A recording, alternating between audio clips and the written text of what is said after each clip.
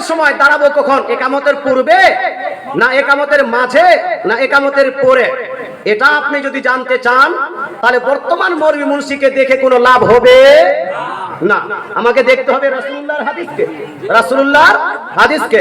রাসূলুল্লাহ সাল্লাল্লাহু আলাইহি ওয়াসাল্লাম হাদিস বুখারী, মুসলিম, তিরমিজি, নাসাঈ, আবু দাউদ, ইবনে মাজাহ, এই 6টা হাদিস গ্রন্থে কমনলি হাদিস বর্ণিত হয়েছে। কমনলি সমস্ত হাদিসের কিতাবে, সিয়াসিত্তার সমস্ত হাদিসের কিতাবে হাদিসটি বর্ণিত হয়েছে এইভাবে। আল্লাহ তাআলা রাসূল ইরশাদ করেন, ইদা উকিমাতিস সালাত, যখন নামাজের জন্য ইকামত দেওয়া হবে। কি দেওয়া হবে?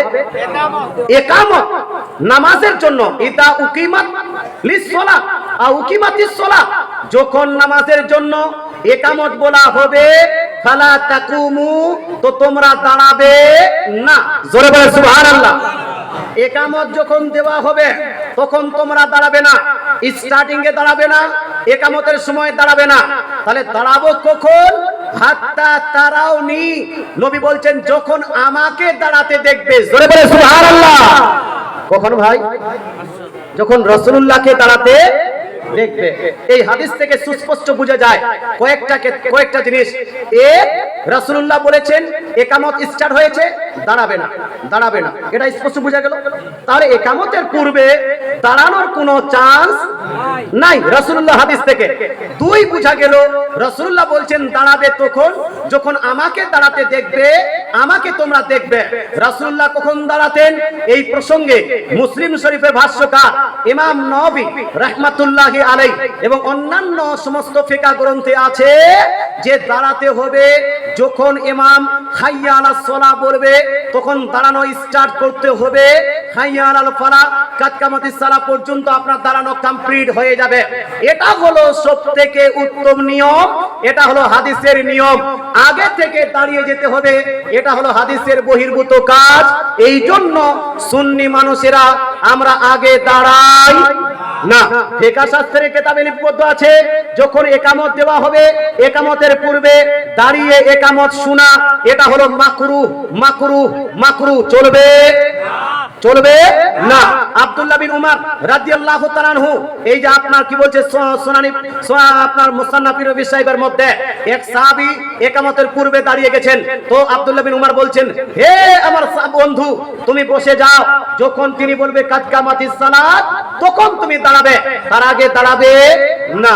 মুসলমান আপনাকে বলতে চাই, কিছু মানুষ যুক্তি লাগায় যে হুজুর নামাজে তো লাইন সোজা করা এটা জরুরি কাজ। নামাজে লাইন সোজা করা কি জরুরি কাজ? আমার নবী, আপনার নবী, দয়ার নবী, মায়ের নবী বলছেন নামাজে লাইন সোজা করাটা নামাজের পূর্ণতার অন্তর্ভুক্ত।